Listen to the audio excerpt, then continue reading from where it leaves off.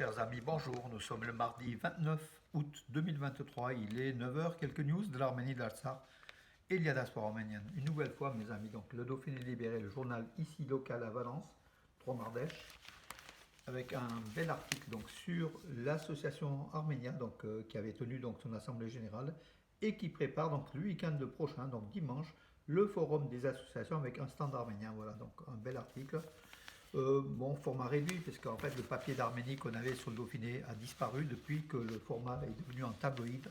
Malheureusement pour les associations, il y a moins de place d'expression, mais en tout cas, toujours est-il qu'on arrive de temps en temps à faire passer quelques articles donc sur l'activité arménienne ici de la région et notamment l'activité associative. Voilà pour Arménia. Donc, ce sera ce week-end le forum des associations à Bourg-les-Valence. Et le samedi déjà, donc c'est Itcheval au forum des associations de Valence. Donc voilà, une nouvelle fois, donc l'Arménie est bien représentée à ces forums ici à Valence, Bourg-les-Valence. Voilà, donc l'info, donc hier, trois citoyens de l'Artsakh, trois jeunes, ont été arrêtés au poste de contrôle de la Chine. Bien sûr, l'Azerbaïdjan a mis en place pour filtrer, donc pour essayer d'appliquer sa politique en fait d'épuration ethnique en Artsakh. Trois jeunes ont été arrêtés donc pour diverses raisons, donc des jeunes qui se rendaient en Arménie pour des études ou pour diverses raisons. Voilà, hier soir, une manifestation devant la place de la Renaissance à Stepanakert.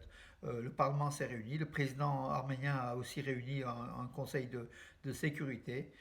L'Arménie a demandé donc aux organisations internationales de tout faire pour faire libérer donc ces jeunes kidnappés par Bakou de façon arbitraire. Voilà, Bakou essaye de resserrer les taux autour des 120 000 Arméniens de l'Artsakh qui sont pris au piège d'un blocus par la fermeture du corridor de la Chine. Justement, le corridor de la Chine, la commissaire aux droits de l'homme du Conseil de l'Europe se dit prête à aller à se rendre au Haut-Karabakh justement pour voir sur place ce qui se passe. Ce qui se passe, elle le sait, mais en tout cas plutôt pour essayer comment dirais-je, de peser de tout son poids au niveau du Conseil de l'Europe. C'est Dunia, c'est une Serbe, Dunia Mijatovic, qui a demandé la libre, rétablissement de la libre circulation du corridor de la Chine et l'acheminement du convoi du fret humanitaire en direction de l'Alsar. Elle a demandé, donc elle veut aussi aller sur place. Donc cette semaine, on aura aussi 10 camions venus de France avec des personnalités politiques de premier rang qui vont aussi donc, au corridor de la Chine, à Gornitsor du côté arménien, face à l'entrée du corridor de la Chine, essayer donc de voir donc, sur place l'aide humanitaire, l'acheminement de l'aide humanitaire. Voilà mes amis, donc ça se précise de plus en plus. Alors ce qui est incompréhensible, le commandant des forces russes donc, de maintien de la paix au Karabakh va-t-il encore changer? Donc en fait, il y a quelques temps, il y a quelques mois, c'était au mois d'avril, Lentsov, Alexandre Lentsov était venu donc au Karabakh en tant que commandant des forces russes de paix en Artsakh. Il pourrait donc, il devrait sans doute, il n'y est plus, donc il est reparti. Il devrait sans doute être remplacé par le général de division Kirill Koulakov. Donc on ne comprend pas ce changement donc, de responsable des commandements de la part de la Russie. Donc Inde-Arménie. Inde-Arménie, la stratégie de défense de l'Arménie a été discutée avec la délégation iranienne au ministère de la Défense, donc en fait des hauts responsables militaires, pardon, pas iraniens, indiens, étaient à Yerevan pour un peu donner des informations, essayer de reprendre donc comment fonctionne l'armée arménienne et peut-être donner des conseils et puis appliquer des stratégies. Une très très belle chose donc, entre Yerevan et New Delhi, donc cette collaboration qui se poursuit. À Zargatsor, donc selon Gagik Zaroukian, donc le président du comité olympique national arménien, le premier système de neige artificielle devrait être installé. Donc Zargatsor, qui est très visité par des dizaines de milliers, surtout des touristes russes, qui s'adonnent au sport de neige et de montagne. Et donc en fait, ça devrait attirer encore plus de touristes en Arménie à Zargatsor.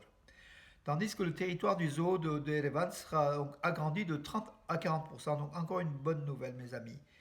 Voilà, je suis en train de brosser donc l'actu.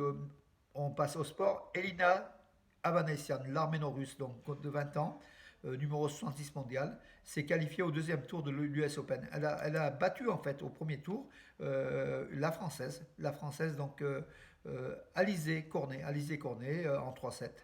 Elle affrontera donc lors du deuxième tour donc, de l'US Open la Lettonne Elina Ostapenko, qui est je crois 76e mondial ou 78e mondial. En tout cas, on souhaite à Elina Vanessian, l'arméno-russe, un beau parcours. Hier soir, en championnat d'Italie, à l'Inter de Milan, Eric Mkhitaryan, l'ex-international arménien, capitaine de l'équipe d'Arménie, était dans la feuille de match, a joué donc jusqu'à la 82e minute. Il est sorti. Il avait eu un avertissement à la 81e minute. Il est sorti à la 82e. Peut-être sur blessure, donc on ne sait pas un peu davantage, mais a priori il est sorti tout simplement. Euh, L'Azerbaïdjan a ouvert le feu avec une haute intensité en direction de l'usine de métallurgie en construction à Yerasr, visant également les logements des ouvriers. Voilà, c'est ce qu'affirme donc la société GTB Steel, qui est propriétaire de cette fonderie, qui construit donc à Yerasr, donc dans la région d'Ararat, en face du Nakhitchevan. Et depuis le Nakhitchevan, les Azeris tirent entre le 25 et le 27 août, 60 coups de feu ont été tirés en direction de ces constructions en cours, de cette fonderie qui est en construction. Le 14 juin à 11h45, d'ailleurs ces tirs avaient fait deux blessés, deux ouvriers indiens qui avaient été blessés par ces tirs des soldats azéris placés du côté du Nakhitchevan, juste de l'autre côté, à quelques centaines de mètres de cette fonderie. Voilà mes amis, écoutez, j'en ai terminé pour aujourd'hui.